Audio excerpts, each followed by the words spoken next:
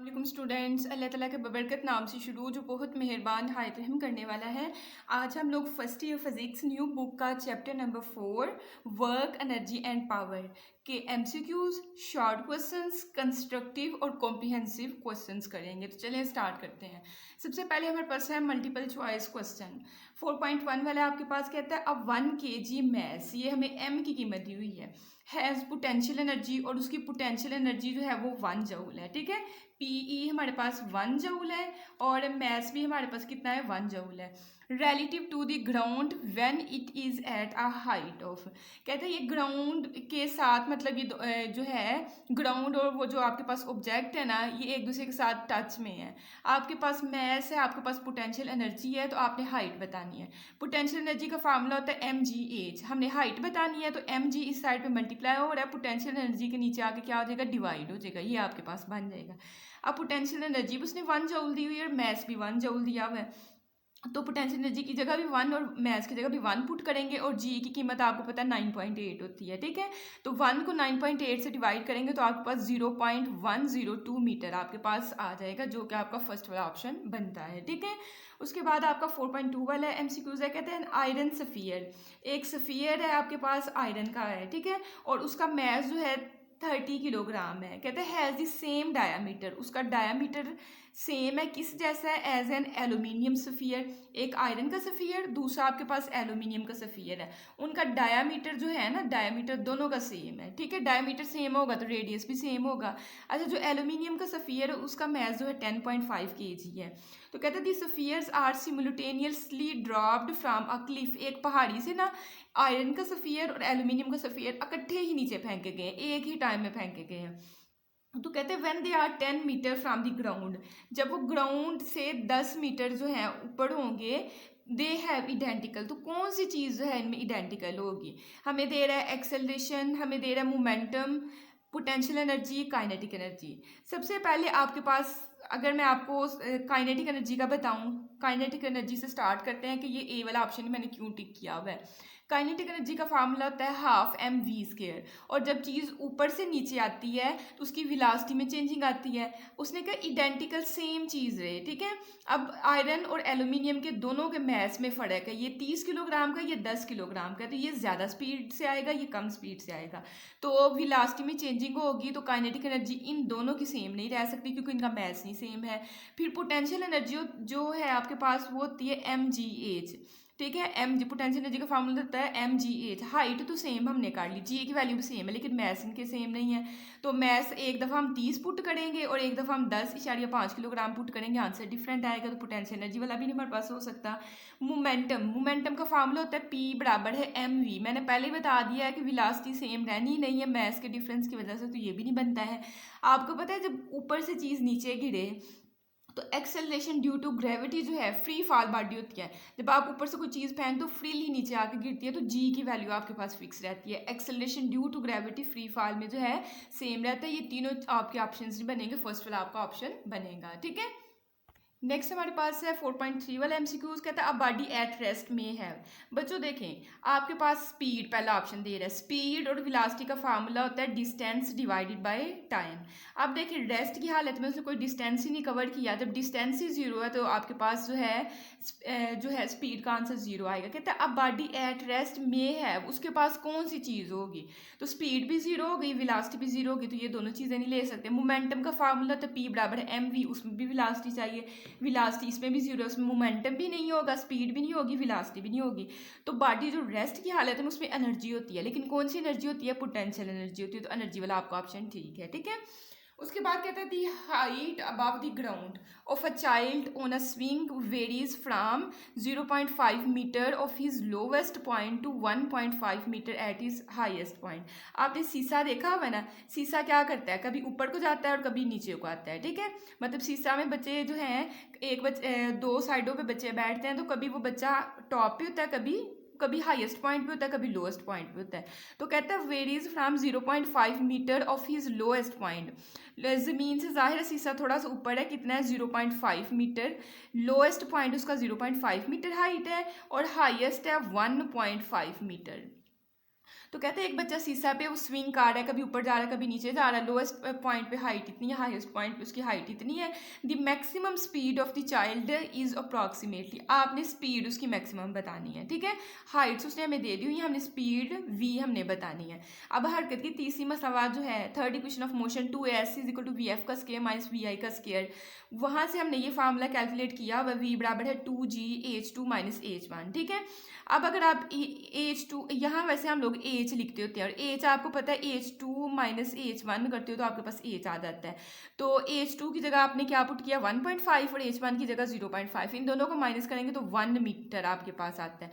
तो फिर आपने वेलोसिटी का फार्मूला लिखना है 2g, यहाँ h बेशक लिख लें, ठीक है। तो 2 ऐसे ही g की जगह आपने क्या करना है 9.8 और h2 - h1 जो कि h के बराबर, उसका आंसर 1 आया है। इन तीनों को आपस में मल्टीप्लाई करें और अंडर रूट लें तो 4.4 ms-2 आता है। मैं आपको सामने करवा देती हूँ। देखिए 2 1 ज़ा 2 होता है, 2 को 9.8 से मल्टीप्लाई करें, 2 × 9.8 तो आपके पास ये आंसर आ जाएगा। उसका अंडर रूट ले लें तो आपको क्या आंसर में देगा 4.42, तो यही आपके पास 4.42 आया, लेकिन उसने 2 डिजिट तक जो है हमें दिए हुए, तो 4.4 मीटर पर सेकेंड आपके पास आंसर आ जाएगा, ठीक है।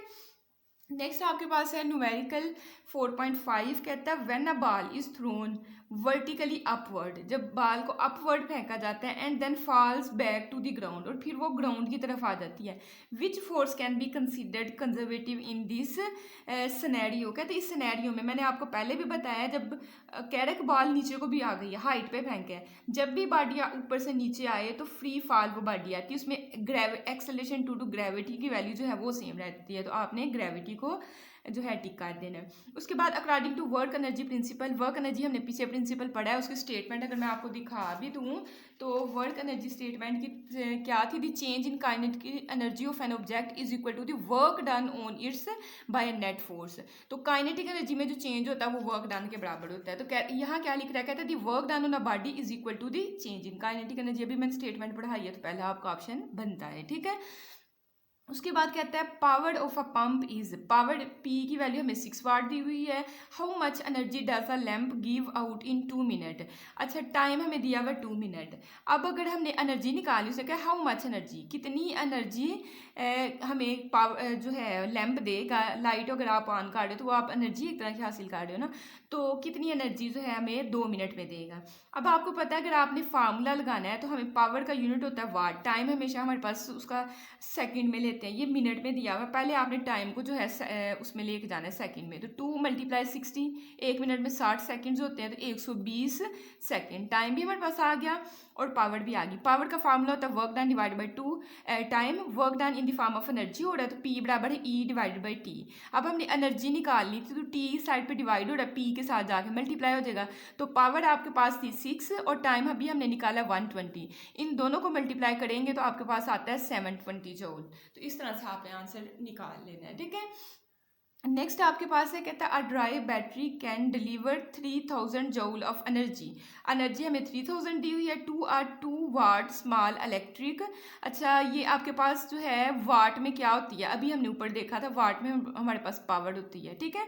तो एक बैटरी है जो कि डिलीवर कर रही है 3000 एनर्जी टू आपके पास 2 वाट का, जैसे आपके पास 120 वाट का जो है बल्ब होता है, ऐसे ही आपके पास पावर है इस बैटरी की 2 वाट की बैटरी है, ठीक है। Small electric motor before the battery is exhausted, फटने से पहले जो है हमें क्या इतनी पावर और इतनी एनर्जी की जो है हमें फ्राहम करती है। फॉर हाउ मैनी मिनट्स, अब सेकंड्स नहीं बता रहा, ये टाइम नहीं कह रहा है, कहता है minutes does the battery run. आपने मिनटों में बताना है, टाइम निकाला है लेकिन मिनट्स में उसको लेके जाना है, बैटरी जो है रन करेगी, ठीक है। क्योंकि उसने ना जहाँ उसके सेकंड वाला भी इसमें आंसर लिखा हुआ है और मिनट वाला भी लिखा हुआ है, तो आपने यहाँ यही गौर करना है कि मिनट में मैंने अपना आंसर लेके जाना है। तो देखें हमने अभी देखा था जो हमारे पास है power energy divided by time होता है, ठीक है। अब हमने टाइम निकाल लिया तो टी उस साइड पे चला जाएगा, पावर नीचे आपके पास आ जाएगी एनर्जी, ठीक है। ये टी इस साइड पे और पी नीचे आ गया, तो आपके पास ये फार्मूला बन जाएगा। एनर्जी की वैल्यू उसने 3000 दी हुई है और पी की वैल्यू उसने 2 दी हुई है, तो एनर्जी की जगह 3000 और पावर की जगह 2, इन दोनों को करेंगे तो 1500 सेकेंड। जाहिर टाइम निकाला तो सेकेंड में आएगा, लेकिन उसने कहा मिनट में आपने बताना है, तो मिनट में अगर आपने लेके जाना है तो अब ये सेकेंड है तो मिनट आपने ऊपर लिखने हैं, तो मिनट मिनट आपने ऊपर लिख दिया और मिनट में जो है मिनट की वैल्यू जो है वो कितनी है 60 सेकेंड, वो आपने नीचे लिख दी। मतलब अगर 1500 को अगर आप 60 के साथ डिवाइड कर दोगे तो वो मिनट में चला जाएगा, तो 25 मिनट आपके पास आता है। ठीक है, देखिए 1500 आपके पास आ रहा है मिनट में, लेकिन ये हमारे पास सेकंड में बनता है, तो इसको ना आपने गलती से टिक नहीं करना है, आपने मिनट में चेंज करके 25 मिनट आपका बन जाएगा। ठीक है, उसके बाद नेक्स्ट आपके पास है 9 वाला, कहता है the kinetic energy acquired by a mass M after traveling. कोई मैस है, उसने वो कुछ उसने रास्ता तय किया है, उसका मैस एम है, अ फिक्स डिस्टेंस, कहता है फासला जो फिक्स डिस्टेंस था, मतलब एस की वैल्यू कॉन्स्टेंट है। ठीक है, डिस्टेंस को डी के साथ भी ले सकते, जरूरी नहीं एस के साथ लेना है। फ्रॉम रेस्ट, रेस्ट का मतलब इब्तदाई वेलोसिटी भी उसकी वी आई भी जीरो थी, under the action of a constant force, और जो फोर्स लगा रहे थे वो भी आपके पास कॉन्स्टेंट थी। कहते हैं इज डायरेक्टली प्रोपोर्शनल टू, ये किसके डायरेक्टली प्रोपोर्शनल होगी, अंडर रूट एम के, इसके। अच्छा, आप देखिए आपने वर्क एनर्जी जो है थ्योरम पढ़ा है कि वर्क डन जो है आपके पास, पहले देखें वर्क डन का फार्मूला क्या होता है, एफ डॉट डी या एफ डॉट एस। अब वर्क एनर्जी थ्योरम के मुताबिक जो वर्क डन है वो बराबर होता है चेंज इन काइनेटिक एनर्जी, तो इस डब्ल्यू की जगह मैंने चेंज इन काइनेटिक एनर्जी लिख दिया है, बराबर है एफ डॉट डी। अब देखिए इस फार्मूले में या तो फोर्स आ रहा है या डिस्टेंस आ रहा है, फोर्स भी उसने कहा है कॉन्स्टेंट फोर्स है, और डिस्टेंस भी उसने कहा है फिक्स डिस्टेंस है, ये दोनों चीज़ें जो हैं आपके पास क्या हैं, फिक्स हैं, तो ज़ाहिर यहाँ से वैल्यू भी आपकी कांस्टेंट आनी है। अब इस फार्मूले से मुझे बताएं एफ और डी लिखा हुआ है, कहीं आपके पास मैथ्स लिखा हुआ है फार्मूले में, कहीं नहीं ना मैथ्स लिखा हुआ, तो मतलब काइनेटिक एनर्जी मैथ्स पे डिपेंड नहीं करती है, तो आपने यही बता देना है कि इंडिपेंडेंट ऑफ मैथ्स है आपके पास। ठीक है, यहाँ कुछ बच्चे ये चीज़ कह सकते हैं कि यहाँ हमें फार्मूले में नज़र नहीं आ रहा। नेक्स्ट स्टेप में हम लोग क्या कर लेते हैं कि एम ए एफ बराबर है एम ए डॉट डी लिख लेते हैं। अब डिस्टेंस तो उसने हमें कहा फिक्स है, उसने कहा था फोर्स भी आपके पास फिक्स होनी है, तो मैस भी आपके पास भी जो है कॉन्स्टेंट वही रहेगा, तो ये मैस पे डिपेंड काइनेटिक एनर्जी जो है वो नहीं करती है, यही चीज़ आपने उसको मैंशन कर देनी है। नेक्स्ट आपके पास 4.10 वाला कहता है a body moves a distance of 10 meter, distance हमें दिया 10 meter along a straight line under the action of force हमें बता दिया 5 न्यूटन की। If the work done, W की वैल्यू आपके पास 25 जूल है, the angle which the force makes with the direction of motion if the body is, कहता है आपने एंगल बताना है कि वो क्या बनाती है। अब वर्क डन का फार्मूला होता है F dot D, dot product खत्म करें तो एफ डी कॉस थीटा आ जाता है, हमने जो है थीटा बताना है तो कॉस थीटा को इसी साइड में पड़ा रहने देते हैं, एफ डी को डब्ल्यू के नीचे ले आते हैं। ठीक है, डब्ल्यू की जगह उसने हमें कितना दिया था, वर्क डन 25 जूल, वो पुट किया। फोर्स देखिए आपके पास कहाँ दी, ये हमें दी हुई है 5 न्यूटन, इसकी जगह आपने क्या पुट करना है 5, और डिस्टेंस अब आपको 10 दिया हुआ, इसकी जगह आपने 10 पुट करना है। अब देखिए 5 को 10 से मल्टीप्लाई करोगे 50 आएगा, तो 25 को 50 पे डिवाइड कर दो, 25 को 50 पे जाहिर डिवाइड करेंगे 1.2 आएगा, या उसको हम लोग 0.5 कह सकते हैं। अब आपने कॉज को भी उठाकर, हमने थीटा की वैल्यू बतानी है, कॉज को उठाकर दूसरी साइड पे लेके जाओ तो कॉज इनवर्स 0.5 बन जाएगा। कैलकुलेटर पे शिफ्ट कॉज इनवर्स आंसर लिखा तो आपके पास 60 डिग्री आपका एंगल बनता है, तो ऑप्शन में 60 डिग्री पे आपने क्या करना है, टिक कर देना है। ठीक है, नेक्स्ट हमारे पास है शॉर्ट क्वेश्चन आंसर्स। पहला क्वेश्चन आपके पास है, कहता है why is electrical power is required at all when the elevator is descending. Elevator आपको पता है जब लिफ्ट जो है जब नीचे आती है तो कहता है कि तब भी पावर की क्यों ज़रूरत होती है।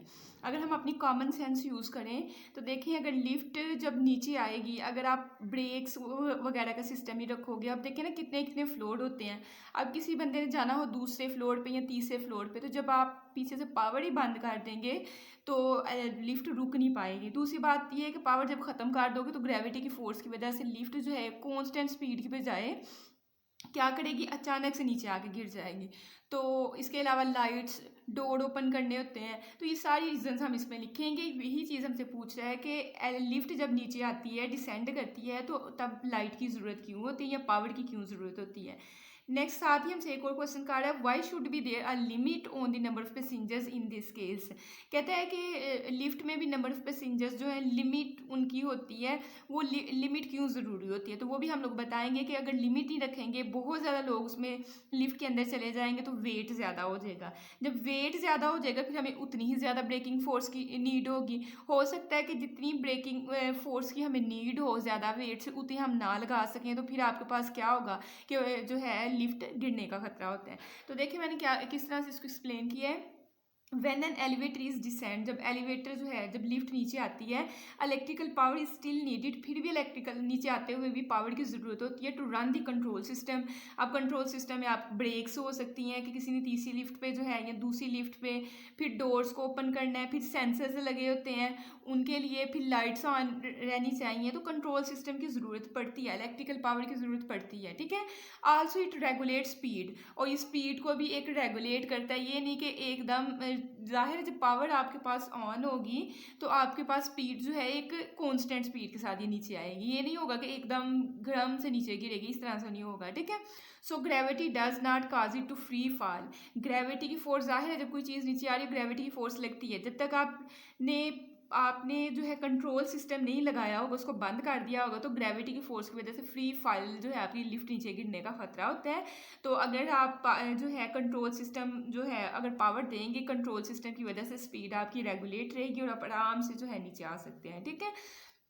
सेकेंड वाले क्वेश्चन का आंसर है the passengers limit is also matters, passenger की मुसाफरों की जो लिमिट है वो भी बहुत इसमें अहमियत की हामिल है, बिकॉज टू मच वेट, बहुत ज़्यादा जो वज़न है, इंक्रीजेज ब्रेकिंग फोर्स नीडिड, अगर बहुत ज़्यादा वेट होगा तो उतनी ही ब्रेकिंग फोर्स की आपको ज़रूरत पड़ जाएगी, और अगर आप उतनी ना लगा सकें तो फिर कहते हैं and can exceed safe limit of Motors, तो सेफ लिमिट, मोटर की लिमिट अगर यहाँ तक का वेट वो कंट्रोल कर लेगा, लेकिन जब आप टू मच वेट कर दोगे, बहुत ही ज़्यादा वेट कर दोगे, तो सेफ लिमिट से आप क्रॉस कर दोगे, वहाँ नुकसान होने का खतरा होगा, ठीक है।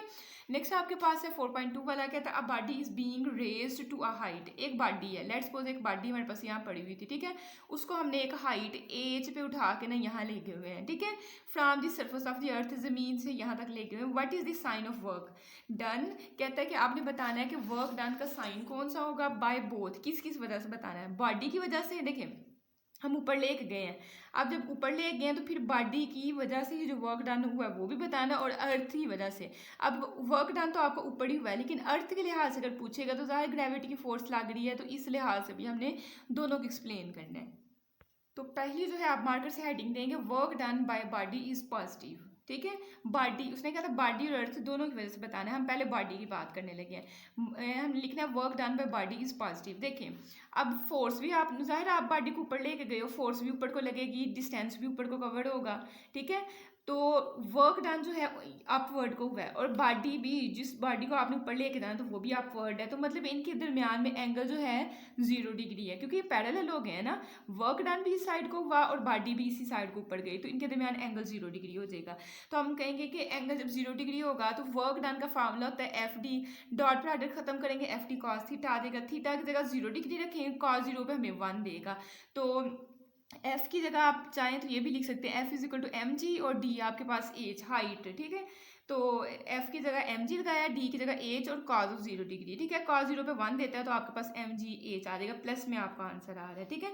तो यही आपने इसको सारा एक्सप्लेन कर देना, the applied force lifts the body upward, आपने जो फोर्स लगाई है, फोर्स भी आपके पास अपवर्ड है, डिस्टेंस भी आपके पास अपवर्ड है, तो वर्क डन आपके पास जो है in the direction of displacement does work positive, तो आपने बस बता देना कि फोर्स भी ऊपर को लगाई, डिस्प्लेसमेंट भी ऊपर को कवर हुआ है, तो इसका मतलब है कि आपके पास जो है वर्क डन पॉजिटिव है। सेकंड आप हेडिंग लगाएंगे कि work done by gravity, gravity की वजह से अब वर्क डन हमने देखना है, देखिए ना फार्मूले में एम जी जी आ रहे हैं, तो ग्रेविटी की वजह से आप देखते हैं, जाहिर है ग्रेविटी की फोर्स नीचे को है और आप वर्क डन करवा के बॉडी को ऊपर लेके जा रहे हो, मतलब अपवर्ड डायरेक्शन में, और ग्रेविटी की फोर्स डाउनवर्ड डायरेक्शन में है, तो ये दोनों एंटी पैरेलल हैं, ठीक है, ये दोनों की डायरेक्शन अगर सेम हो तो पैरेलल, और अगर दोनों की डायरेक्शन सेम ना हो तो एंटी पैरेलल, एंटी पैरेलल में 180 डिग्री का एंगल बनता है, ठीक है। तो आपने कहना है दी gravity acts downward, gravity force नीचे को लग रही है, जो कि ओपोजिट है किसके, जो आपने बॉडी को ऊपर को लेके गए हैं, जाहिर है फार्मूले के हिसाब से आपने बताना है, फोर्स और डी के हिसाब से बताना है। अब ग्रेविटी की फोर्स नीचे लग रही है, डिस्टेंस डी जो है, ये डिस्प्लेसमेंट ऊपर को कवर हो रहा है, तो वही लिखा है कि X downward opposite to the displacement, so gravity does negative work done, gravity की वजह से जो वर्क डन होगा वो नेगेटिव होगा, तो इनका एंगल जो है 180 डिग्री बनेगा, तो कॉस 180 पे -1 देता है, -1 के साथ ही मल्टीप्लाई होगा तो माइनस एम जी एच आपके पास, तो वाकई हमारे पास फार्मूले में माइनस का साइन आ रहा है, ठीक है। नेक्स्ट आपके पास है, कहता है अ बॉडी फॉल्स डाउनवर्ड, एक बॉडी जो है नीचे ही रही है, ठीक है। द अर्थ इन एयर, जाहिर है कि अगर आप किसी हाइट से, जैसे पहाड़ी से या किसी अपने घर की छत से कोई चीज़ को नीचे फेंकते हो, तो जाहिर है हवा में से वो गुजरती हुई ज़मीन पे आएगी। Will it's total mechanical energy, अब मैकेनिकल एनर्जी क्या होती है आपको पता है? मैकेनिकल एनर्जी हमने 9th में पढ़ा था कि जो मोशन, काइनेटिक एनर्जी होती है मोशन की वजह से, पोटेंशियल एनर्जी होती है पोजीशन की वजह से, और मोशन और पोजीशन दोनों की वजह से जो एनर्जी होती है वो मैकेनिकल एनर्जी होती है, ठीक है। तो कहते हैं a body falls downward downwards the earth in air, will its total mechanical energy be conserved during fall? तो कहता है बताना है कि इसकी टोटल मैकेनिकल एनर्जी जो है वो कंजर्व रही है, उसकी टोटल एनर्जी जो है कंजर्व नहीं रहेगी। क्यों? क्योंकि मैकेनिकल एनर्जी होती है मोशन और पोजीशन की वजह से। मोशन वाली को हम वैसे काइनेटिक एनर्जी बोलते हैं, पोजीशन वाली को पोटेंशियल एनर्जी बोलते हैं। अब हाइट से चीज़ नीचे आ रही है, जब देखें यहाँ पहुँची, यहाँ से लेके यहाँ तक हम समझते हैं कि इसकी हाइट है 10 मीटर, ठीक है। फिर जब यहाँ से यहाँ पहुँची तो ये हाइट आप देखोगे, ये हो सकता है ये 7 मीटर होगी हो। हाइट का फ़र्क आ रहा है, मतलब कि पोटेंशियल एनर्जी का फार्मूला होता है mgh, तो हाइट का फ़र्क आ रहा है तो पोटेंशियल एनर्जी में चेंज आ जाएगा, ठीक है। फिर इसके बाद जब चीज़ ऊपर से नीचे आती है तो विलासिटी जो है बढ़ती है, विलासिटी बढ़ेगी तो काइनेटिक एनर्जी का फार्मूला होता है हाफ mv का स्क्वायर, विलासिटी बढ़ी तो काइनेटिक एनर्जी भी बढ़ेगी, ये सेम नहीं रहेगी। उसने यही तो चीज़ हमसे पूछी हुई है कि इसकी मैकेनिकल एनर्जी जो है वो एक जैसी रहेगी, नहीं, क्योंकि पोटेंशियल एनर्जी में भी चेंज आ रहा है, पोटेंशियल एनर्जी में हाइट की वजह से चेंज आ रहा है और काइनेटिक एनर्जी में वेलोसिटी की वजह से चेंज आ रहा है, तो दोनों की वजह से मैकेनिकल एनर्जी होती है, तो मैकेनिकल एनर्जी आपकी सेम नहीं रहेगी। हमने कहा no total mechanical energy is not conserved. इसके अलावा एक और इसमें पॉइंट भी आप ऐड कर सकते हो जो कि मैंने यहाँ लिखा है कि हमने पढ़ा था ना interconversion of energy, interconversion of potential energy and kinetic energy, इसी चैप्टर में हमारा टॉपिक था, जिसमें हमने ये वाला फार्मूला निकाला था कि लॉस इन पोटेंशियल एनर्जी। अब मैंने आपको ये सिखाया था कि हाइट पे जो होती है ना वो पोटेंशियल एनर्जी होती है, जो ही बॉडी नीचे को आती है पोटेंशियल एनर्जी, जाहिर है जो ही नीचे को आएगी हाइट कम होती जाएगी, तो मतलब पोटेंशियल एनर्जी का आंसर कम होता जाएगा, ज़मीन पर आके बिल्कुल जीरो हो जाता है, मतलब ख़त्म हो जाती है पोटेंशियल एनर्जी, और एनर्जी ख़त्म नहीं होती है बल्कि चेंज हो जाती है दूसरी फॉर्म में। तो पोटेंशियल एनर्जी जो होती है वो काइनेटिक एनर्जी में चेंज हो जाती है। तो जब ऊपर से चीज़ को नीचे फेंकते हैं तो पोटेंशियल एनर्जी आहिस्ता आहिस्ता कम होती है और काइनेटिक एनर्जी बढ़ती जाती है। क्यों काइनेटिक एनर्जी बढ़ती है? क्योंकि जो जो हम लोग नीचे आते हैं वेलोसिटी जो है बढ़ती जाती है, वेलोसिटी बढ़ेगी तो काइनेटिक एनर्जी बढ़ जाएगी, क्योंकि काइनेटिक एनर्जी के फार्मूले में हाफ mv का स्क्वायर मतलब वेलोसिटी आती है। तो ऊपर से जब चीज़ नीचे आती है, जहन में रखना है potential energy Aahista Aahista loss होती है और काइनेटिक एनर्जी जो है बढ़ती है, गेन होती है, ठीक है। बट ये कि रास्ते में जाहिर उसने स्पेशल हमें बताया कि एयर भी प्रेजेंट है, तो एयर जो है फ्रिक्शन की फोर्स लगाती है। एयर जो है वो जाहिर अगर आपके पास खला हो तो उसमें मतलब कि आपके पास, अगर मैं एग्जांपल दूं कि आप ही भाग रहे हो और रास्ते में कोई रुकावट वाली चीज़ नहीं, तो आप आराम से ज़्यादा फासला तय कर लो, लेकिन अगर रास्ते में जगह जगह पे रुकावट है तो उसका मतलब उतना फासला नहीं आप तय कर सकते, आपकी स्पीड में कमी आ जाएगी, ठीक है। तो एयर फ्रिक्शन जो होती है ना वो एनर्जी, जितनी पोटेंशियल एनर्जी होती है उतनी ही काइनेटिक, जाहिर पोटेंशियल एनर्जी आहिस्ता आहिस्ता कम होगी, उसने जीरो होना है, मतलब जीरो क्या होना है, उसने काइनेटिक एनर्जी में चेंज हो जाना है। पोटेंशियल एनर्जी ने आहिस्ता आहिस्ता कम होते हुए वो कम होती जाएगी और काइनेटिक एनर्जी बढ़ती जाएगी, लेकिन एयर की वजह से जो है जितनी पोटेंशियल एनर्जी कम हुई है उतनी ही काइनेटिक एनर्जी नहीं आती है, थोड़ा सा कम आंसर आता है, ठीक है। तो ये हमने पढ़ा था कि लॉस इन पोटेंशियल एनर्जी होती है कि gain in kinetic energy plus work done against friction, जो भी फ्रिक्शन की फोर्स लग रही है वो उसकी वजह से भी तो कुछ वर्क डन हो रहा है, तो यहाँ फ्रिक्शन की फोर्स की वजह से जो काइनेटिक एनर्जी में थोड़ा सा लॉस आता है। तो यही हम रीजन बता देंगे कि when air is present air resistance dissipates energy, जाहिर है पोटेंशियल एनर्जी जितनी स्टार्ट में थी अब एयर की रेजिस्टेंस मौजूद है, एयर ने फ्रिक्शन की फोर्स लगानी है तो उस वजह से कुछ एनर्जी जो है ज़ाया हो जाएगी, ठीक है। डेसिपेट्स एनर्जी, वो चाहे फ्रिक्शन की फोर्स, अगर एयर जो फ्रिक्शन की फोर्स लगा रही है और बॉडी को नहीं रोक सकेगी तो हल्की सी हीट प्रोड्यूस होती है। लेट्स सपोज कि आप ना एक कोई भी चीज़ लें, उस पर ना अपना हल्का सा हाथ थोड़ा सा ऐसे करें तो आपको थोड़ी देर बाद फील होगा कि वो गर्म हो गया, तो मतलब हीट की सूरत में आपकी चीज़ जो होती है, एनर्जी जो होती है कुछ ना कुछ लॉस होती है, ना होने के बराबर लेकिन होती है, ठीक है। तो अब एनर्जी जो है कंजर्व नहीं रही, तो इसका मतलब ये नॉन कंजर्वेटिव फोर्स है आपके पास, ठीक है। एयर रेजिस्टेंस जो है वो नॉन कंजर्वेटिव फोर्स है, क्योंकि जितनी स्टार्ट में हाइट पे पोटेंशियल एनर्जी थी आते आते उसने कम होना था, उतनी ज़्यादा काइनेटिक एनर्जी होनी चाहिए थी, लेकिन काइनेटिक एनर्जी उतनी ही होती है, उसमें काइनेटिक एनर्जी के साथ जो है काइनेटिक एनर्जी वो गेन करता है, लेकिन कुछ ना कुछ वर्क डन की सूरत में ना एनर्जी ज़ाया हो जाती है। तो जब ज़ाया चीज़ हो जाए तो मतलब वो सेम नहीं रहती, जब सेम ना रहे तो उसके लिए हम नॉन कंजर्व या नॉन कंजर्वेटिव जो है वर्ड यूज़ करते हैं, ठीक है। तो लास्ट पे आप बता देंगे therefore gain in kinetic energy, kinetic energy जो गेन है वो लेस देन, वो कम होगा किससे, loss in potential energy, potential energy से, so it will not be conserve, तो ये कंजर्व्ड आपके पास है नहीं रहेगी। नेक्स्ट आपके पास है क्वेश्चन नंबर 4.4, कहता है calculate power of a crane. P आपने फाइंड करनी है, टू फाइंड में हम पावर ही लिखेंगे क्रेन की, लेकिन कहता है किस में करनी है, किलोवाट में। तो मैंने आगे हल्का सा मेंशन कर दिया कि मुझे भूल ना जाए, तो पावर जो है किलोवाट में आपने साथ मेंशन कर देना कि हमने फाइंड करनी है, ठीक है। Which lifts a mass of, mass कितना है 1000 ग्राम, तो एम हमने लिख दिया 1000 gram, to a height of, height कितनी है, एज हमारे पास जो है 100 मीटर है, और टाइम कितना है आपके पास 20 सेकेंड है। तो पावर का फार्मूला देखते हैं, मतलब हमारे पास क्या है, पावर होती है work done divide by T, work done का फार्मूला होता है एफ डी, और टाइम आपके पास टी हो गया। एफ आपके पास एफ बराबर होता है एम ए के, लेकिन जब चीज़ ऊपर से नीचे आए तो ए को चेंज कर देते हैं जी के साथ, ठीक है। वैसे तो एफ बराबर होता है एम ए के, तो जब आपके पास वर्टिकल ऊपर नीचे मोशन हो रही हो तो आप ए को जी से चेंज कर देते हो, तो एफ की जगह एम जी लिख दिया। डिस्टेंस जो है, जब भी आपके पास वर्टिकल डिस्टेंस हो डी एस नहीं लेते हैं, ठीक है, उसमें ना एल लेते हैं, उसमें हम एच लेते हैं, तो डी को हमने एच के साथ रिप्लेस कर दिया डिवाइडेड बाई टी।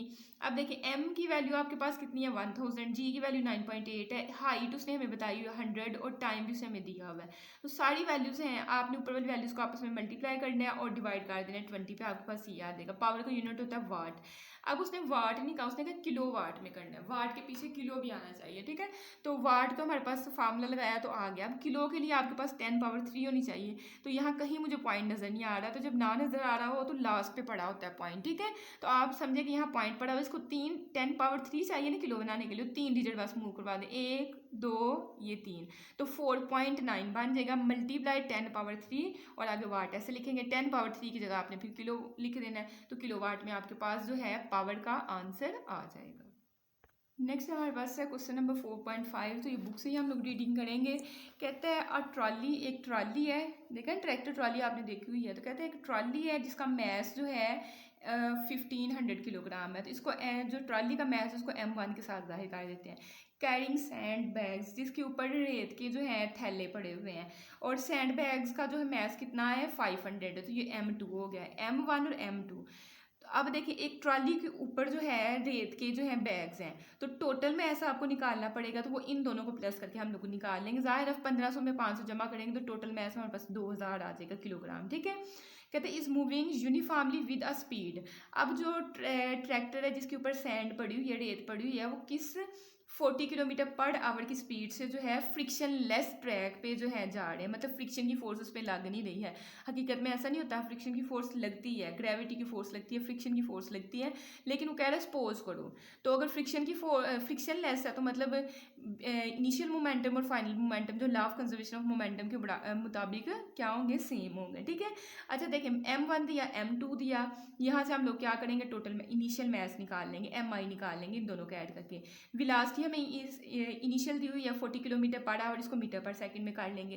कहता है आफ्टर सम टाइम, कुछ वक्त गुजरने के बाद, sand starts leak out of hole sand bags on the road. कहता है कुछ वक्त के बाद ना रेत जो है बैग्स में से निकल के ना तो रोड पे गिरना शुरू हो गई है, at a rate of 0.05 kilogram पर सेकेंड, इस रेट से वो जो है गिरती जा रही है, ठीक है। तो कहता है what is the speed of the trolley.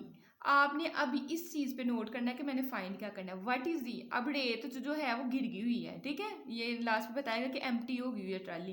कहता है what is the speed of the trolley, trolley की स्पीड बतानी है after entire sand bags are empty, जब सारे के सारे बैग जो है खाली हो गए हुए हैं, रेत सारी की सारी रोड पे गिर गई हुई है। तो मेन चीज़ फिर आपके पास ये कि ट्रॉली के लिए हमने स्पीड फाइंड करनी है, एक स्पीड ये दी हुई है, ये इनिशियल स्पीड है, फाइनल हमने अब फाइंड करनी है, ठीक है। ये चीज़ें आपने थोड़ी अपनी जहन में रखनी है, ठीक है। जब न्यूमेरिकल्स कर रहे होते हैं तो ऐसे ही अपने साथ थोड़ी बात किया करें कि ये कह रहा है या ये हमने करना है, तो फिर चीज़ ज़्यादा आपको याद रहती है। सबसे पहले मैस ट्रॉली का दिया हुआ था, मैस ऑफ ट्रॉली हमारे पास M1 1500 kilogram, mass of bags कितने थे 5 किलोग्राम। मैंने कहा था आपने दोनों को ऐड करके, क्योंकि वो मूव कर रही थी इस वेलोसिटी के साथ, तो दोनों के ऐड करके आपने इनिशियल मैस निकालना है कि इनिशियल टोटल मैस कितना था जिससे वो मूव कर रही थी। तो टोटल इनिशियल मैस को MI, इनिशियल के लिए आई आप यूज़ करेंगे, तो वो कैसे आपके पास आएगा M1 प्लस M2 करके, तो M1 1500 और इसमें 500 ऐड करेंगे तो 200 किलोग्राम आपका इनिशियल मैस आ गया, ठीक है। वेलोसिटी उसने हमें इनिशियल दी हुई थी 40 किलोमीटर पर आवर, ठीक है। तो वेलोसिटी का यूनिट तो मीटर पर सेकंड होता है। मीटर मेरे पास है, बस किलो को ख़त्म कर देना है और आवर की जगह मैंने सेकंड लेके आना है। तो किलो को ख़त्म करेंगे तो किलो होता है 10⁻³ या उसको बोलते हैं 1000। तो किलो की जगह मैंने 1000 लिख दिया। और देखें 1 घंटे में कितने सेकंड होते हैं, क्योंकि आवर को हमने सेकंड में करना है। तो 1 घंटे में 3600 सेकंड्स होते हैं। ठीक है, अब ये 2 जीरो इन 2 जीरो से ख़त्म हो गए। 40 को 10 पे करेंगे 400, 400 को 36 पे तकसीम करेंगे तो आपकी initial velocity 11.11 metre per second आ जाएगी। ठीक है, अब हुआ क्या कि सैंड जो है बैग्स में से लीक करना शुरू हो गई। अब जब सैंड लीक करेगी तो आपके पास लीक करके मतलब सैंड सारी रोड पे चली गई है, मतलब कि ट्रॉली अब आपकी खाली हो गई है। तो फाइनल वाला मैच जो है वो आपका फिर ट्रॉली का बस रह जाएगा, क्योंकि सैंड तो सारी रोड पे गिर गई है। तो ट्रॉली का मैच कितना था, M1 था 1500 किलोग्राम। अब जब सैंड सारी लीक कर गई है, सिर्फ ट्रॉली ही अकेली जा रही है, तो ट्रॉली का मैच 1500 किलोग्राम आपका फाइनल मैच, यही इनिशियल मैच जो है फाइनल मैच का बन जाएगा। ठीक है, अब हमने क्या करना है कि ट्रॉली की वेलोसिटी फाइंड करनी है, मतलब फाइनल वेलोसिटी इनिशियल दी हुई थी, फाइनल हमने फाइंड करनी है कि अब वो कितनी वेलोसिटी के साथ या स्पीड के साथ जा रही है जब रेत जो है वो ट्रॉली में से गिर गई हुई है। ठीक है, तो हमने उसने साथ कंडीशन हमें स्पेशल बताई हुई थी कि फ्रिक्शन लेस आपके पास जो है ना वो है ट्रैक है, रास्ता है। तो मैंने कहा since track is friction less so by law of conservation of momentum initial momentum और फाइनल मोमेंटम बराबर होंगे। मोमेंटम का फार्मूला होता है mv, इसके साथ आई लिखा हुआ है, दोनों के साथ आई लिख रहे हैं। फाइनल मोमेंटम mv होता है, इनके साथ ff लिखा हुआ है तो आप लिख रहे हैं। हमने vf फाइंड करना है, बाकी तीनों चीज़ें हमारे पास हैं। देखें mi हमने ये टोटल जो है इनिशियल वेलोसिटी टोटल इसलिए निकाल लिया कि पहले जो जा रही थी ना ट्रॉली, उस पर आपके पास ट्रॉली भी थी, उसके ऊपर रेत भी थी, फिर टोटल मैथ हमने इनिशियल वाला निकाला था। तो ये आपके पास इनिशियल वेलोसिटी, वो मैथ इनिशियल वेलोसिटी भी दी हुई थी, फाइनल मैथ और फाइनल तीनों चीज़ें दी हुई हैं और फाइनल वेलोसिटी हमने फाइंड करनी है। तो तीनों की जगह उनके आंसर्स पुट कर दें, इन दोनों को आपस में मल्टीप्लाई किया तो आपके पास 4 × 2 और ये 0 आपके पास आ रहा है। ठीक है, 22,220 आपके पास आंसर आ रहा है। 1500 इस साइड में मल्टीप्लाई, इसको भी डिवाइड करवा दें, इन दोनों को डिवाइड करवाएंगे 14.8 मीटर पर सेकंड आपकी वेलोसिटी आ गई है। अब नोट करने वाली बात ये थी कि जो उसने बुक में हमें इनिशियल वेलोसिटी दी हुई थी ना, जिसको हमने बाद में इसके यूनिट्स को ख़त्म किया, वो किलोग्राम पर आवर में दी है, तो फिर आपने फाइनल भी उसी में निकाल के देनी है। तो देखें आपके पास मीटर पर सेकेंड है, हमें मीटर से पीछे किलो चाहिए, तो मैंने ऊपर किलो लिखा और नीचे किलो का आंसर लिख दिया। ठीक है, मैथ में अगर एक चीज़ के साथ मल्टीप्लाई करते हो तो उसके साथ डिवाइड भी, तो ऊपर भी किलो का मतलब 1000 ही है ना, तो नीचे मैंने 1000 ऊपर के लिख दिया और नीचे उसका आंसर लिख दिया। ठीक है, और मीटर और ये सेकंड, ये आपके पास नीचे था, सेकंड को ख़त्म करके हमने आवर बनाना है, तो नीचे मैंने आवर लिख दिया। और एक आवर में कितने सेकंड होते हैं आपको पता है कि 3600 सेकंड्स होते हैं। ठीक है, तो ये एक नीचे एस था एक ऊपर एस, वो काट जाना है, तो आपने ये लिखने की ज़रूरत नहीं है। ठीक है, ऊपर के लिखा, नीचे उसका आंसर लिख दिया। नीचे मुझे एज चाहिए था, मैं नीचे एज लिखा, ऊपर उसका आंसर लिख दिया। इन दोनों को आपस में मल्टीप्लाई करें और 1000 पे डिवाइड करें तो 53.28 किलोमीटर पर आवर आपकी फाइनल वेलोसिटी जो है आ जाएगी। ठीक है, कहते हैं give absolute and gravitational units of work in MKS and GKS system. ठीक है, MKS में मीटर, किलोग्राम और सेकंड्स, और GKS में आप जो है अर्ज, डाइन, सेंटीमीटर, ग्राम फोर्स में जो है बात करते हो। ठीक है, ये आपके पास और जो हैं यूनिट्स के सिस्टम्स हैं। अब ऐसा यूनिट आपका यूज़ होता है। ठीक है, अब देखिए एब्सोल्यूट वर्क डन का आपके पास फार्मूला हमने इसी लेक्चर के टॉपिक में किया था, इसमें हमने इसको यू के साथ जाहिर किया था, उसका फार्मूला था GMM/r²। और जो आपके पास ग्रेविटेशनल वर्क डन होता है वो mgh पे होता है। ठीक है, अब अगर आप देखें तो आप अगर वर्क डन जो होता है, वर्क डन अगर हम इसका सिंपल फार्मूला देखें तो फोर्स और डिस्प्लेसमेंट पे डिपेंड करता है। तो हम यही लिखेंगे कि absolute unit of work is based on force and distance. ठीक है, एब्सोल्यूट जो वर्क है वो फोर्स और डिस्टेंस पे डिपेंड करता है।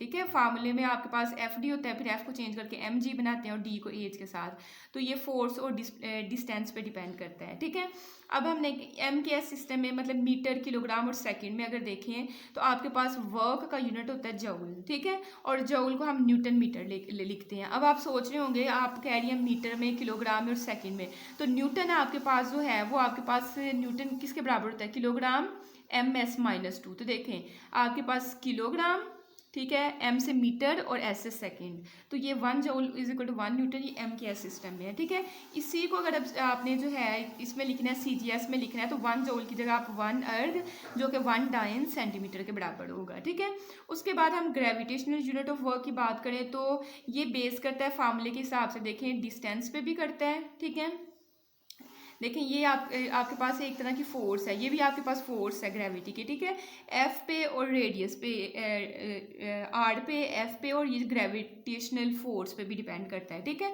तो हमने कहा कि gravitational unit of work based on force, radius and force भी जो इस पे लगेगी ड्यू टू ग्रेविटी लगेगी। ठीक है, इसके अलावा ये मैथ पे भी डिपेंड करता है। तो ये सारी चीज़ें हमने लिख दी। अब एम के एस सिस्टम में जो है इसका यूनिट होता है किलोग्राम फोर्स मीटर, kg/fm होता है, और CGS सिस्टम में ग्राम फोर्स सेंटीमीटर आपके पास होता है। ठीक है, तो ये थोड़ा सा आपको करना पड़ना है। नेक्स्ट आपके पास है 7 वाला, कहता है a body dropped from a height of H. एक बॉडी है जिसकी हाइट एज है, रीचेज द ग्राउंड, वो ज़मीन पे पहुंची है ग्राउंड पे विद अ स्पीड, और उसकी स्पीड v जो है आपके पास ये थी। Calculate work done by air friction. अब work done by air friction तो हमने पढ़ा था, interconversion of potential energy and kinetic energy. आपका जो है 2-3 पेज जो है पीछे देखें आपका टॉपिक है, तो वही फार्मूला आप यूज़ करेंगे। ठीक है, ज़ाहिर एक बॉडी को पहले हमने हाथ में पकड़ा होगा या रेस्ट की हालत में होगी, उसके बाद फेंका है ना, तो आप ये जो आपकी ये जो वेलोसिटी दी हुई है इसको VF का नाम दे दें। ठीक है, अगर VF का नाम नहीं देना तो फिर सिंपली V रख लें। वो हमें 1.2 √GH दी हुई है, वर्क डन हमने निकालना है। अगर यहाँ F नहीं लगा रहे तो फिर आपने यहाँ I भी नहीं लगाना और यहाँ F भी नहीं लगाना है। वैसे कि हमने सीखा हुआ है कि इनिशियली जो है अगर हाइट पर कोई चीज़ हो तो उसकी इनिशियल पोटेंशियल एनर्जी उसमें होती है और काइनेटिक एनर्जी तब नहीं होती है। ठीक है, और जो वो नीचे आता है फिर वो काइनेटिक एनर्जी गेन करता जाता है, तो नीचे जब वो पहुंचेगा तो उसमें काइनेटिक एनर्जी फाइनल वाली होती है। अगर आपने FI नहीं लगाना तो फिर सीधी सीधी बात करते हैं, loss of potential energy is equal to gain in kinetic energy plus work done against friction. ये हमने फाइंड करना है, इसको इधर ही रहने दें, काइनेटिक एनर्जी को उठा के पोटेंशियल एनर्जी वाली साइड पे ले जाएं। अब देखिए पोटेंशियल एनर्जी भी हमने फाइंड करनी है, काइनेटिक एनर्जी भी फाइंड करनी है। पोटेंशियल एनर्जी का फार्मूला है mgh।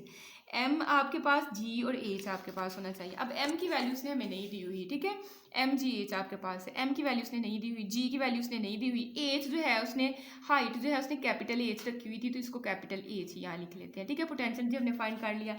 फिर काइनेटिक एनर्जी के लिए हाफ, M की वैल्यू नहीं दी हुई, वेलोसिटी उसने दी हुई है। मैंने कहा अगर आपने F नहीं लगाना फिर इधर भी नहीं लगाओगे, उसने हमें दी हुई 1.2 √GH, हमने वो लिख दिया। स्केयर रूट के साथ खत्म कर दें, ये 1/2 M वैसे आएगा, 1.2 का आप स्केयर लेंगे तो आपको जो है कैलकुलेटर पे चेक करते हैं हमें क्या देता है वाला। 1.2 का अगर हम लोग स्केयर लेते हैं तो ये हमें दे रहा है 1.44। ठीक है, 1.44 हमारे पास आ रहा है, और ये GH आपके पास ऐसे ही। अब 1.44 को डिवाइड करोगे 2 के साथ तो ये हमें देगा 0.72। ठीक है, तो ये आपने बस इस तरह से करना है, ये सही से जो है पॉइंट लगा लीजिएगा। 1.2 का हमने लिया 1.44। ठीक है, मैं ऊपर लिख देती हूँ, GH आपके पास आएगा, जब 2 के साथ डिवाइड करोगे तो 0.72, और ये mgh आपने वैसे लिख दिया। अब काइनेटिक एनर्जी की भी वैल्यू फाइंड कर ली, पोटेंशियल एनर्जी की वैल्यू फाइंड कर ली। ठीक है, तो अब आपने क्या करना है कि इस फार्मूले में पुट कर देनी, पहले पोटेंशियल एनर्जी की, फिर माइनस काइनेटिक एनर्जी, इसकी जगह इसकी वैल्यू और काइनेटिक एनर्जी की जगह उसकी वैल्यू आपने पुट कर देनी है। तो देखें पोटेंशियल एनर्जी की जगह उसकी वैल्यू, काइनेटिक एनर्जी की जगह उसकी वैल्यू, तीनों में जो है ये दोनों में जो है ये तीनों चीज़ें जो है कॉमन आ रही, इनको बाहर निकालें तो ये सारे का सारा बाहर चला गया, यहाँ 1 रह गया, इस साड़ी में से बस ये हिस्सा गया तो 0.72 अंदर रह गया। इन दोनों को माइनस करेंगे 0.28 mgh work done against friction इतना हुआ होगा। ठीक है, मतलब पोटेंशियल एनर्जी में इतनी चेंजिंग आई होगी, इतना लॉस हुआ होगा फ्रिक्शन की वजह से। नेक्स्ट हमारा क्वेश्चन है 4.8, कहता है bicycle has a kinetic energy of 150 joule. एक साइकिल है जिसकी काइनेटिक एनर्जी जो है वो 150 जूल है। ठीक है, बाईसाइकिल की एक काइनेटिक एनर्जी कितनी है, 150 जूल है। What kinetic energy would be bicycle have if it had, कहता है वही साइकिल जो है पहले तो उसकी काइनेटिक एनर्जी 150 जूल है, वो कितनी काइनेटिक एनर्जी रखेगा अगर हम उसका जो मैस जो है उसको वैसे ही रहने देते हैं जितना उसका मैस, सब मैस सेम रहने देते हैं, लेकिन उसकी स्पीड डबल कर देते हैं। तो देखिए हमने सबसे पहले काइनेटिक एनर्जी का आंसर दिया हुआ है 150 जूल। अब हमने चेंजिंग क्या करनी है, हमने काइनेटिक एनर्जी जो हमारे पास उस जो फार्मूला वो हमने लिखा, उसने क्या है, पहली कंडीशन है कि मास को सेम रखना है, एम में कोई चेंजिंग नहीं करनी, लेकिन वेलोसिटी स्पीड जो है डबल कर देनी है, तो वी की जगह हमने 2v पुट कर देना है। तो इस फार्मूले में वी की जगह 2v पुट कर दें, 2 का स्केयर लेंगे 4 आ जाएगा और साथ v का स्केयर आ जाएगा। तो फार्मूला जब हम खोलेंगे तो 4v का स्केयर बन गया। इसकी कटिंग, अच्छा इसकी कटिंग जो है आपने नहीं करनी है, उसकी वजह क्या है, कटिंग हो रही है लेकिन करनी नहीं, आपने फिर काइनेटिक एनर्जी बनानी है, उसने आंसर दिया है ना, फिर वो पुट कर लेंगे।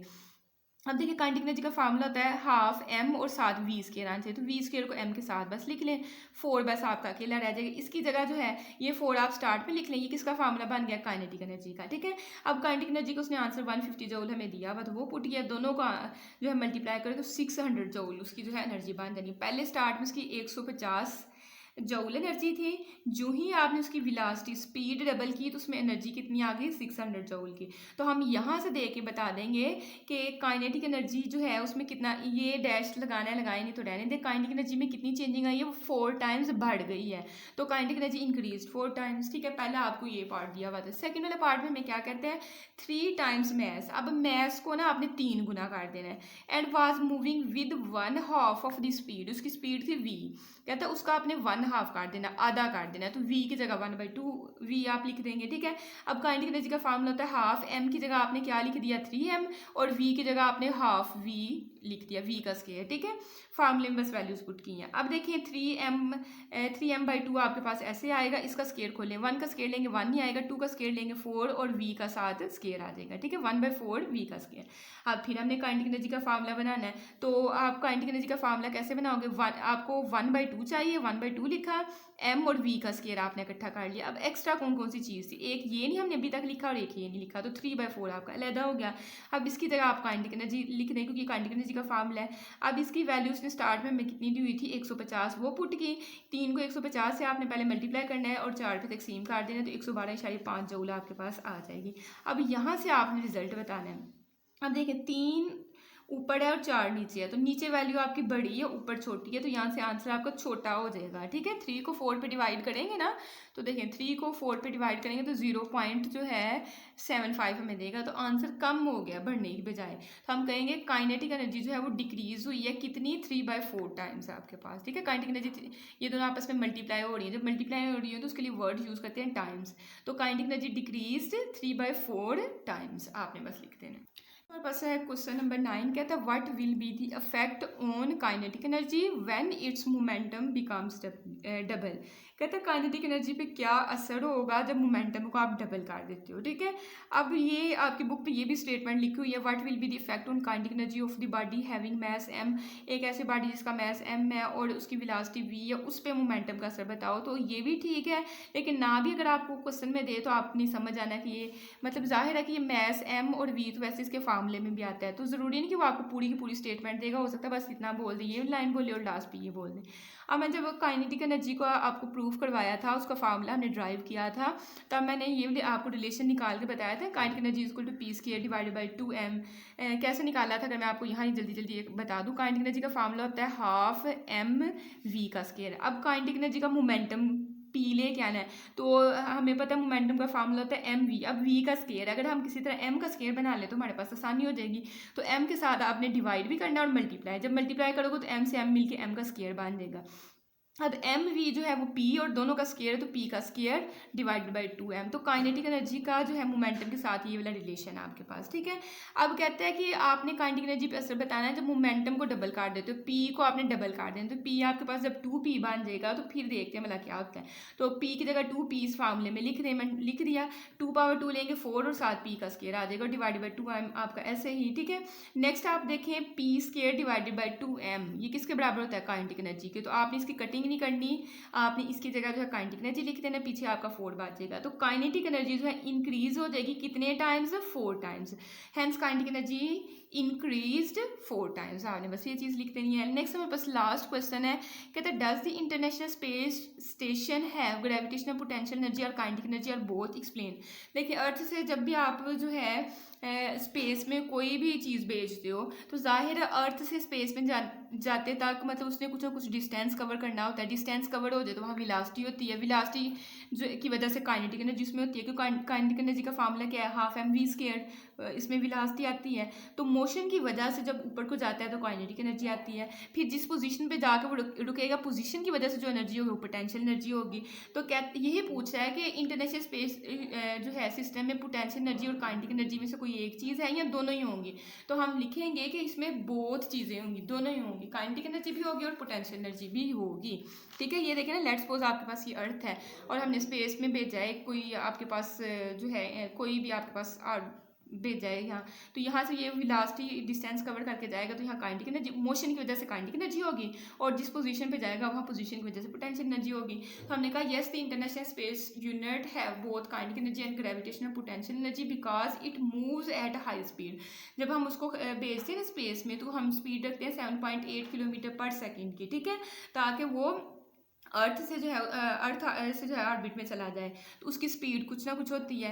हमने ऊपर बताया कि काइनेटिक एनर्जी पोटेंशियल एनर्जी दोनों होती हैं, क्योंकि ये हाई स्पीड के साथ मूव करके जाता है, तो इसका मतलब है मोशन की वजह से इसमें काइनेटिक एनर्जी है।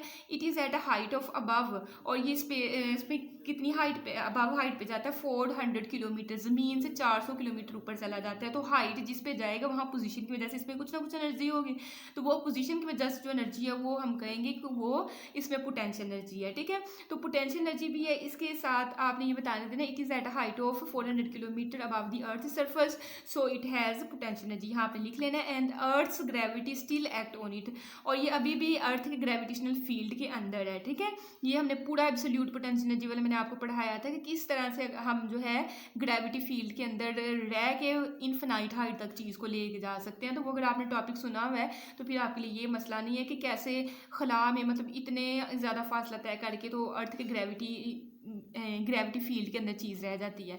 तो वो मैंने आपको पहले ही समझाया हुआ, तो आपने ये सारी रीजंस लिख देनी है। ठीक है, तो ये थे हमारे जो है शॉर्ट क्वेश्चंस। अब हम लोग करेंगे कंस्ट्रक्टेड रिस्पॉन्स क्वेश्चंस। ठीक है, तो कंस्ट्रक्टिव रिस्पॉन्स क्वेश्चन में पहला क्वेश्चन है, when will you say that a force is conservative. पहला ही टॉपिक मैंने आपको पढ़ाया था कि फोर्स कंजर्वेटिव कब होती है, अगर तो वो पाथ पे डिपेंड ना करे। हमने इसका सारा जो है मैथमेटिकल किया था। कंजर्वेटिव फोर्स जो होती है वो पाथ पे डिपेंड नहीं करती, जिस मर्जी रास्ते से चले जाओ आंसर वो सेम देगी। ठीक है, और वर्क डन जब निकालोगे तो उसका आंसर आपके पास जीरो आएगा। तो हम इसमें दो रीज़न लिख देंगे, पाथ इंडिपेंडेंट होती है और work done along close path जो होता है वो जीरो होता है। तो देखिए वर्क इंडिपेंडेंट, पाथ इंडिपेंडेंट में लिखा the work done by the force on an object moving between two points does not depend on the path taken। ठीक है, यही डेफिनेशन वहाँ हमने की थी, वही मैंने इसमें लिख दी है। फिर work done along close path पे जो वर्क डन होना है, अब क्लोज पाथ पे क्योंकि ये पाथ डिपेंड ही नहीं करता, रास्ते पे ये डिपेंड ही नहीं करता, तो जब work done along close path लोगे तो उनको जब ऐड करोगे तो जाहिर डायरेक्शन का फ़र्क होना है, उस वजह से इसका आंसर जो है वो जीरो आता है। यही अगर नॉन कंजर्वेटिव पूछ लेता तो आपने कहना था पाथ डिपेंडेंट और work done along close path is not zero, उसमें आपने चेंजिंग कर देनी थी। ठीक है, तो ये हमारे पास पहला क्वेश्चन। नेक्स्ट हमारे पास है 4.2 वाला कंस्ट्रक्टेड क्वेश्चन, कहता है a light and a heavy body have same linear momentum. कहता है उनके मोमेंटम सेम है, which one has greater kinetic energy. अब एक हल्का उसका मैस कम है, एक हैवी बॉडी है जिसका मैस ज़्यादा है, तो कहता है मोमेंटम आपने सेम रखना है, कंडीशन ये सेम, मोमेंटम सेम रखना है, लेकिन काइनेटिक एनर्जी आप कैसे बताएंगे कि जो हल्के वजन वाला है उसकी ज़्यादा है या दूसरे की ज़्यादा है। तो काइनेटिक एनर्जी मोमेंटम का अभी हमने जो है जो हमारे पास क्वेश्चन था मेरे ख्याल में, अभी जिसमें हमने काइनेटिक एनर्जी और मोमेंटम का आपस में रिलेशन निकाला है वो मेरे पास 9 वाला क्वेश्चन था। हाँ जी, तो उसमें हमने कहा था काइनेटिक एनर्जी जो होती है उसका मोमेंटम के साथ क्या रिलेशन होता है, काइनेटिक एनर्जी बराबर होती है p² डिवाइड बाई 2m। तो काइनेटिक एनर्जी का मोमेंटम के साथ वैसे डायरेक्ट रिलेशन होता है, लेकिन मैस के साथ इनका आपस में इन्वर्स रिलेशन होता है। लेकिन उसने कहा मोमेंटम आपने सेम रखना है, सेम लीनियर मोमेंटम, p में नहीं चेंजिंग करनी। तो फिर मैस के हिसाब से हम बात अब करेंगे। अब देखें जिसका मैस कम है, एक लाइट बॉडी है एक हैवी बॉडी है, जिसका मैस कम है, इन्वर्सली प्रोपोर्शनल है ना काइनेटिक एनर्जी और मैस आपस में, तो काइनेटिक एनर्जी किसकी ज़्यादा होगी वो हमने बताना है। तो जिसका मैस कम है उसकी काइनेटिक एनर्जी क्या हो जाएगी, ज़्यादा हो जाएगी, क्योंकि इनका आपस में इन्वर्स रिलेशन है। तो मैंने यहाँ बता दिया काइनेटिक एनर्जी जो है इन्वर्सली प्रोपोर्शनल होती है मैस के, ये 2 नहीं आपने लिखना है। ठीक है, 1/m बस लिखना है। तो हमने कहा as kinetic energy and mass are inversely proportional, so light body will have more kinetic energy. Light body का मैस कम होगा, उसकी वजह से उसकी पोटेंशियल एनर्जी जो है ज़्यादा हो जाएगी। ठीक है, थोड़ा सा इसको अपने वर्ड्स में और अगर एक्सप्लेन करना चाहते हैं तो वो भी आप कर सकते हैं, ठीक है। नेक्स्ट आपके पास है 3 वाला क्वेश्चन, कहता है motorcycle is running with constant speed. ये वर्ड आपका बड़ा अहम है। ऑन हॉरिजॉन्टल ट्रैक, एक आपके पास हॉरिजॉन्टल ट्रैक का रास्ता है जिसपे ना एक मोटरसाइकिल वाला ना एक कांस्टेंट स्पीड के साथ जा रहा है। Is any work being done on the motorcycle, कहता है कोई भी वर्क जो है मोटरसाइकिल पे होगा जब कांस्टेंट स्पीड के साथ जा रहा है तो वर्क नहीं होगा। आगे उसने ये 7 रीजन भी वैसे बता दी हुई है। अगर कांस्टेंट स्पीड है मतलब वेलोसिटी में तब्दीली नहीं हो रही तो उसका मतलब है वहाँ एक्सेलरेशन ही प्रोड्यूस नहीं होगा। और वर्क डन का फार्मूला होता है F D cause of theta, ठीक है। अब एक्सेलरेशन नहीं प्रोड्यूस होगा तो एफ बराबर होता है एम ए के, ठीक है। तो एम ए की जगह जब जीरो रखोगे तो फोर्स की वैल्यू जीरो आपके पास आ जाएगी। वैसे भी उसने बताया हुआ if no force is acting, तो मतलब फोर्स नहीं एक्ट कर रही, फोर्स की वैल्यू जीरो है, तो जीरो के साथ ये वाला सारा जब मल्टीप्लाई होगा तो वर्क डन आपके पास क्या हो जाएगा, जीरो हो जाएगा। तो यही रीजन लिखेंगे no work is done on the motorcycle, motorcycle पर कोई वर्क डन नहीं होगा। कि रीज़न हमने बता दी for motorcyclist moved with constant speed. अब स्पीड कांस्टेंट है तो वहाँ एक्सेलरेशन नहीं होगा, देयर इज नो एक्सेलरेशन। अब एक्सेलरेशन नहीं होगा तो एक्सेलरेशन नहीं है तो फोर्स का फार्मूला होता है एम ए। जब एक्सेलरेशन की जगह आप जो है जीरो पुट कर देंगे तो जीरो एम के साथ मल्टीप्लाई होगा तो एफ की वैल्यू नेट फोर्स की वैल्यू जीरो हो जाएगी। तो हम कहेंगे there is no net force, ये नहीं आपने लिखना है, इफ नहीं लिखना, बस आपने लिखना there is no net force act on it. Next जो है आपने एफ की जगह जीरो पुट कर दिया जो है तो उसको डब्ल्यू का जो है फार्मूला निकाल देना है, ठीक है। डब्ल्यू का आंसर निकाल देना है। नेक्स्ट हमारे पास है 4 वाला, कहता है a force acts on a ball moving with 40 metre per second speed and brings, कहते हैं एक फोर्स एक बाल पे लगाई गई है और ये इतनी वेलोसिटी के साथ या स्पीड के साथ जो है ना जा रही है, एंड ब्रिंग्स, और फिर उसको क्या किया गया, लाया गया है इट्स स्पीड टू 6 मीटर पर सेकेंड। 40 मीटर पर सेकेंड की स्पीड से वो जा रही थी, अब उसकी स्पीड कम की गई है, 14 से जो है 6 पे आप लोग ले आए, 14 से 6 पे ले आए तो स्पीड उसकी कम हो गई हुई है। तो कहते हैं has the force done positive और नेगेटिव वर्क, जो आपने फोर्स लगाई है उस वजह से जो वर्क हुआ है वो पॉजिटिव हुआ है या नेगेटिव हुआ है। अब देखिए हमने जो है वर्क एनर्जी थ्योरम पढ़ा था कि वर्क डन जो है, टोटल वर्क डन जो है वो आपके पास चेंज इन काइनेटिक एनर्जी आएगा। अब काइनेटिक एनर्जी का चेंज जो है वो आप कैसे निकालोगे, kinetic energy final minus kinetic energy initial. तो फाइनल वाले आपके पास जो है पहले आ रही है और इनिशियल वाली आपके पास बाद में आ रही है। अब फाइनल वेलोसिटी है कम, ठीक है, मैं सारा हाफ एम वी का स्केल मैंने वैसे आपको बताने लगी हूँ, पूरा में पुट करने लगी। फाइनल में वेलोसिटी की जगह आप 6 रखोगे, इनिशियल में आप 14 रखोगे, तो 6 माइनस 14 करोगे तो -8, माइनस में आपके पास आंसर आना है, ठीक है। तो आप कहेंगे work done will be negative, reason में बताएंगे according to work energy theorem change in kinetic energy for body is equal to the work done, ये आपके पास आ गया। अब देखिए फाइनल वेलोसिटी जो है 6 है जो कि कम है किससे, इनिशियल वेलोसिटी से। तो मैंने बताया फाइनल वेलोसिटी कम है इनिशियल वेलोसिटी से, तो इसका मतलब है कि काइनेटिक एनर्जी जो फाइनल है ना उसका आंसर आएगा छोटा इनिशियल वाली काइनेटिक एनर्जी से। तो जब काइनेटिक एनर्जी फाइनल का आंसर छोटा आएगा, इसका बड़ा आएगा, तो छोटी में से बड़ी माइनस करें तो माइनस का साइन आता है, तो वर्क डन का आंसर माइनस में आएगा। तो हमने ये माइनस को दूसरी साइड पर ले जाए तो हम कहेंगे काइनेटिक एनर्जी की वजह से जो है आपके पास वर्क डन जो है वो नेगेटिव होगा।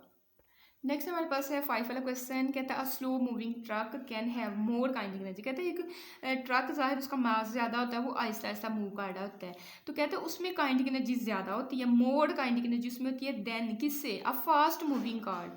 कहते हैं कि एक ट्रक है वो आहिस्ता आहिस्ता मूव कर रहा होता है, हालांकि काइनेटिक एनर्जी का फार्मूला होता है, काइनेटिक एनर्जी का फार्मूला होता है हाफ एम वी का स्क्वायर। उसकी स्पीड कम होती है ट्रक की लेकिन उसकी काइनेटिक एनर्जी ज़्यादा होती है, ये कम है लेकिन काइनेटिक एनर्जी ज़्यादा होती है। और एक कार जो है वो तेज़ी से मूव करती है, उसकी वेलोसिटी स्पीड ज़्यादा है लेकिन उसकी काइनेटिक एनर्जी कम आ रही है, हालांकि देखने में तो इनका डायरेक्ट रिलेशन है। तो फिर मतलब काइनेटिक एनर्जी पे नहीं, आपने मैथ्स पे फिर गौर करना है, ठीक है। जाहिर है ये चीज़ अगर बढ़ रही थी, ये चीज़ आपके पास पहले ज़्यादा थी तो इसका आंसर भी आपके पास ज़्यादा आना चाहिए था। स्टार्ट में ट्रक की ये जो वेलोसिटी है कम है, ट्रक की अगर हम लोग हिसाब लेते हैं तो उसकी वेलोसिटी कम है तो काइनेटिक एनर्जी भी कम आनी चाहिए थी, लेकिन उसकी वेलोसिटी स्पीड कम है लेकिन काइनेटिक एनर्जी मेरे पास ज़्यादा आ रही है, तो मतलब मैथ्स में फिर कोई गड़बड़ है। अब देखिए ट्रक और कार का मैथ्स, कि ट्रक का मैथ्स बहुत ज़्यादा होता है किससे, कार के मैथ्स से। तो अगर मैथ्स आपके पास आप जो है बहुत ज़्यादा उसका कर दें ना किसी तरीके से सिग्निफिकेंटली लार्ज कर दें तो उसका मतलब है फिर काइनेटिक एनर्जी का आंसर लार्ज आ सकता है। मैं आपको एग्जांपल देती हूँ, एक कार है जिसका मैस है 20, ठीक है, और उसकी वेलोसिटी है 10, ठीक है, मतलब कि मैस उसका 20 किलोग्राम 20 न्यूटन या कह लें, और वेलोसिटी उसकी इतनी है। तो काइनेटिक एनर्जी के फार्मूले में वैल्यूज पुट करोगे तो 1000 जूल आ जाते हैं। अब ट्रक के लिए मैस एम की वैल्यू 20 से बढ़ जानी है, तो वो हमने कर दी 150 न्यूटन, और वेलोसिटी हमने कम करनी है क्योंकि वो आहिस्ता मूव करता है, तो 5। तो जब आप वैल्यूज पुट करेंगे तो देखिए एक का आंसर, एक कार वाले का आंसर जो है काइनेटिक एनर्जी का 1000 आ रहा है, और इसका 1800 जो है 75 आ रहा है। तो ये ट्रक वाले की काइनेटिक एनर्जी आपके पास ज़्यादा आ रही है, तो ये मैस पे असल में डिपेंड कर रहा है, ठीक है, मैस की वजह से ये फर्क आ रहा है। तो हमने कहा trucks large mass can result greater kinetic energy despite lower speed. कहते हैं बेशक लोअर स्पीड है लेकिन उसका मैस ज़्यादा होने की वजह से काइनेटिक एनर्जी जो है वो बढ़ रही है। तो रीज़न हम बताएंगे काइनेटिक एनर्जी डिपेंड किस पे करती है। काइनेटिक एनर्जी के फार्मूले में मैस और वेलोसिटी आता है, तो इन दोनों पे डिपेंड करती है। तो यही तो हमने बता दिया। देयरफॉर अ स्लो मूविंग ट्रक, ऐसा ट्रक जो स्लो मूव कर रहा है, मतलब जिसकी वेलोसिटी कम है, उस अगर वेलोसिटी कम है तो काइनेटिक एनर्जी का आंसर कम आना चाहिए था। तो फिर ये काइनेटिक एनर्जी का आंसर कैसे ज़्यादा आ रहा है हमने यही बताना है। तो हमने कहा कि अ स्लो मूविंग ट्रक जिसकी वेलोसिटी कम है can have more kinetic energy, उसकी काइनेटिक एनर्जी ज़्यादा होगी then a fast moving car. If truck, कब क्यों होगी, if truck has significantly large mass, अगर वेलोसिटी कम है, ये मैस ज़्यादा कर लें तो काइनेटिक एनर्जी उसकी ज़्यादा हो जाएगी। किसके मुकाबले में, कार के मुकाबले। तो कहते हैं compensating the last velocity of the car, तो बेशक वेलोसिटी उसकी ज़्यादा है, ये उसको कंपेंसेट कर देगा, मैस इतना ज़्यादा होगा कि उसका आंसर खुद ब खुद ही ज़्यादा काइनेटिक एनर्जी का आ जाना है, ठीक है। नेक्स्ट हमारे पास 6 वाला क्वेश्चन है, कहता है why work done against friction is non conservative. देखें हमने वर्क डन अगेंस्ट फ्रिक्शन हमने कहाँ पढ़ा था, हमने जब ये किया है ना interconversion of kinetic energy and potential energy, उसमें हमने कहा था लॉस इन पोटेंशियल एनर्जी बराबर होता है gain in kinetic energy plus work done against friction, ठीक है। तो मतलब पोटेंशियल एनर्जी जूं जूं खत्म होती जाएगी, वो कम होती जाएगी, वो चेंज होती जाएगी। पोटेंशियल एनर्जी जूं जूं आप नीचे को आते हो वो कम होती जाती है, या आप ये कह सकते हो कि वो चेंज होती जाती है काइनेटिक एनर्जी में। लेकिन फ्रिक्शन की वजह से काइनेटिक एनर्जी, जितनी ही पोटेंशियल एनर्जी में लॉस होता है उतनी काइनेटिक एनर्जी गेन नहीं होती, क्योंकि फ्रिक्शन की वजह से कुछ एनर्जी ज़ाया हो जाती है। तो अगर जब एनर्जी ज़ाया हो जाएगी, कंजर्व नहीं रहेगी, तो फिर उसको हम बोलते हैं नॉन कंजर्व या नॉन कंजर्वेटिव। तो यही चीज़ें हम लोग लिखेंगे, work done against friction is non conservative because frictional force is, जो फ्रिक्शन की फोर्स लगती है ना वही आपके पास नॉन कंजर्वेटिव होती है। एक्सप्लेनेशन में आप नॉन कंजर्वेटिव के लिए, जैसे कंजर्वेटिव वाले क्वेश्चन में मैंने पाथ इंडिपेंडेंट और work done along close path 0 कहा था, वैसे ही आपने दोनों रीजन लिख देनी है। पाथ डिपेंड पे करता है non conservative force, work against friction depends on the path length, और दूसरा आप बताएंगे कि द टोटल वर्क डन। अब नॉन कंजर्वेटिव है तो 0 के बराबर आंसर नहीं है आपको देगा, तो ये आपने रीजन उसको मेंशन कर देनी है। 7 वाला लास्ट आपका क्वेश्चन है, कहता है डज विंड, विंड आपको पता है चलती हुई हवा कहते हैं, ठीक है। हवा जो चल रही हो, जो चलती है हवा, जो ब्लो करती है उसको विंड कहते हैं। कंटेन काइनेटिक एनर्जी, अब जाहिर है काइनेटिक एनर्जी के फार्मूले में आता है हाफ एम वी का स्केयर वेलोसिटी। तो वेलोसिटी कब होती है, जब कोई बॉडी जो है डिस्टेंस कवर करे। अब विंड है आपके पास, एयर नहीं है, विंड है, विंड चलती हुई हवा को कहते हैं, तो उसके पार्टिकल्स मोशन कर रहे हैं, उसमें वेलोसिटी है, तो वेलोसिटी होगी तो काइनेटिक एनर्जी होगी। तो yes wind has kinetic energy, kinetic energy energy, kinetic energy कौन सी एनर्जी होती है, मोशन की वजह से। तो विंड जो है उसके पार्टिकल्स जो है वो क्या कर रहे हैं, मोशन कर रहे हैं ना, तो सो विंड कंटेन काइनेटिक एनर्जी, तो आपने ये चीज़ बता देनी है। नेक्स्ट हम लोग इसके करेंगे कॉम्प्रीहेंसिव क्वेश्चंस। तो कॉम्प्रीहेंसिव क्वेश्चन में सबसे पहला आपका है डिफाइन काइनेटिक एनर्जी। अच्छा, कॉम्प्रीहेंसिव क्वेश्चन आपने हर चैप्टर के जो है ज़रूर करने हैं, ठीक है, क्योंकि ये आपके इंपॉर्टेंट क्वेश्चन उसने कॉम्प्रीहेंसिव में डाले होते हैं, तो आपने सारे के सारे करने, इनको छोड़ना नहीं है, ठीक है। कहते हैं define kinetic energy and drive an expression for the same. मैंने काइनेटिक एनर्जी की शॉर्ट एक वीडियो जो है अपलोड कर दी हुई है, नहीं तो मैंने एक पूरी जो है 1 शॉर्ट वीडियो पूरे चैप्टर की है, तो उसमें आप अपना टॉपिक ही देख लीजिएगा, काइनेटिक एनर्जी वाला जो टॉपिक है वहाँ से भी आप देख सकते हैं, ठीक है। अगर आप लॉन्ग वाली वीडियो देखते हैं तो आपके सारे उसमें टॉपिक कवर हो जाने, आपको अलग-अलग वीडियो डाउनलोड करने की ज़रूरत ही नहीं पड़नी है, ठीक है।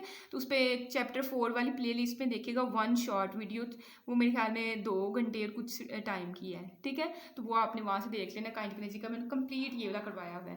उसके बाद 4.2 वाला में मैंने work done bye a constant force एक जो है और वेरिएबल फोर्स दोनों जो है करवाए हैं, तो वो भी आप वहाँ से देख सकते हैं, ठीक है। उसके बाद आपका define conservative field, show that gravitational field is a conservative in nature. इस क्वेश्चन के लिए जो है आप चलेंगे पेज नंबर कंजर्वेटिव फोर्स वाले पे, ठीक है। ये आप सारा ही इसमें जो है एक्सप्लेन इसको करोगे और लास्ट पे जो है आपने यहाँ कंक्लूजन उसकी बता देनी, यहाँ तक आपने सारा का सारा काम करना है। यहाँ हमने लास्ट पे रिजल्ट निकाला था, work done by gravitational forces independent of the path followed. तो ग्रेविटेशनल फोर्स आपकी ग्रेविटी की फोर्स है, तो वही चीज़ पूछ रहा है कि वो आपने शो करना है कि ये जो है इस पर डिपेंड नहीं करती, तो ये वाला टॉपिक आपने कंप्लीट लिख देना है। नेक्स्ट आपके पास है एब्सोल्यूट पोटेंशियल एनर्जी, इसकी शॉर्ट और लॉन्ग मैंने वीडियो पूरी जो है अपलोड की हुई है, उसका एक्सप्रेशन जो है एब्सोल्यूट पोटेंशियल एनर्जी के लिए वो भी मैंने जो है सारा समझाया हुआ है, तो वो आपने वहाँ से काट लेना है, ठीक है। State and explain work energy theorem, ये भी हमने किया हुआ है। स्केप वेलोसिटी वाला भी हमने किया हुआ और ये वाला एक्सप्रेशन भी उसमें प्रूव किया है। तो ये सारे क्वेश्चन जो हैं आपके वन शॉर्ट वीडियो में हैं, आपने ये सारे क्वेश्चन जो है लाजमी तौर पर और जिस तरीके से मैंने मैथमेटिकल किया ना, आपने वैसे का वैसे ही करना है, ठीक है। इसके साथ इसके न्यूमेरिकल्स की वीडियो तो अपलोड हो चुकी है, ठीक है। और चैप्टर 5 भी हम लोगों ने कंप्लीट कर लिया हुआ है, तो वो सारी वीडियोज़ आप देखा करें। चैप्टर 4 की जो है अगर हमारे पास रह गई हुई हैं तो एग्जाम्पल्स रह गई हुई हैं, वो जब भी मैं वीडियो जो है अपलोड करूँगी मैं न्यूमेरिकल वाली वीडियो के नीचे ही कमेंट्स में जो है उसका लिंक लगा दूँगी, ठीक है। कुछ दिनों में वो भी अपलोड हो जाती है। तो thanks for watching this video, अल्लाह हाफिज़।